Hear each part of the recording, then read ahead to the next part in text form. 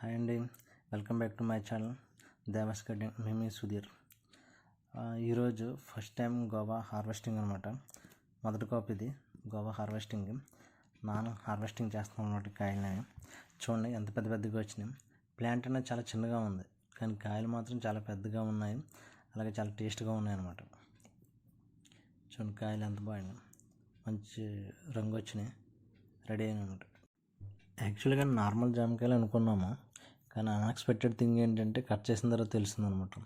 Pink colour జామ ఉండండి, pink కలర్లో ఉన్నాయి జామకాయలు. లోపల టేస్ట్ అయితే సూపర్ ఉన్నాయి అనమాట, చాలా బాగున్నాయి టేస్ట్. చూడండి ఒక్కొక్క కొమ్మకి 2 కాయలు వచ్చినాయి అనమాట. అలాగా 2 కొమ్మలకి 2 కాయలు, ఒక కొమ్మకి సింగిల్ కాయ కాస్తున్నాం. టోటల్గా 5 కాయలు కాసినాయి అనమాట దీనికి. ఇది యాక్చువల్గా ఈ ప్లాంట్ అనేది వేరే ప్లేస్కి ట్రాన్స్ప్లాంట్ చేద్దాము, రిపోర్టింగ్ చేసి పెంచుదాం అనుకున్నాం యాక్చువల్గా.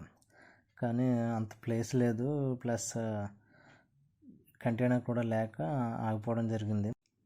దీనికి పూతనలు పట్టడానికి పుల్లటి మజ్జిగ, అలాగే రెగ్యులర్గా ఏం చేసుకున్నానంటే గోమూత్రం స్ప్రే చేసి ఉన్నాను అనమాట. అలాగే లిక్విడ్ ఫెర్టిలైజర్స్ వేస్తున్నాను, వాటరింగ్ అవి చేస్తున్నాను.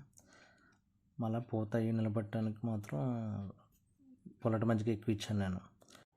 అలాగే ప్లాంట్కి కొత్త మట్ట వేయడం జరిగింది అన్నమాట. కొత్త మట్ట వేయడం వల్ల ఏంటంటే ప్లాంట్ అనేది చాలా షైనీగా, చాలా బాగుందన్నమాట, ఎటువంటి ఇబ్బందులు లేకుండా.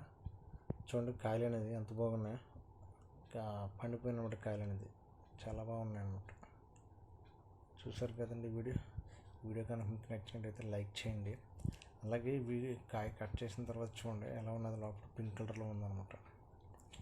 ఇలాంటి మరిన్ని గార్డెనింగ్ అప్డేట్స్ కోసం మా ఛానల్ని సబ్స్క్రైబ్ చేసుకోండి, కొత్తగా ఎవరైనా చూస్తుంటే. Thanks for watching. Happy gardening.